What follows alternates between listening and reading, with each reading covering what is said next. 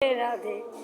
মহাপ্রভু আমাদের কত কত সুন্দর জিনিস দিয়ে গেছেন আমরা জানি না।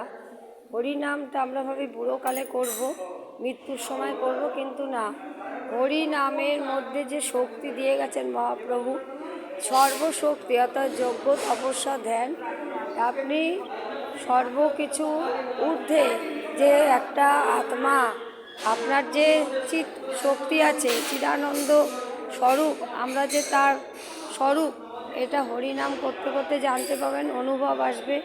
বলছেন সাধু মহাত্মাদের চরণধুলিতে অনুভব হয়। সাধু সঙ্গ করুন, সাধু সঙ্গ করলে সাধু মহাত্মাদের বলছেন ভূষণ করিয়া তনু, যা হতে অনুভব হয়।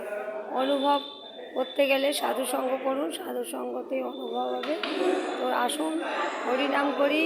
হরে কৃষ্ণ কৃষ্ণ কৃষ্ণ হরে হরে, হরে রাম রাম রাম হরে হরে। এই হরিনাম মহামন্ত্র বলুন। রাধে রাধে।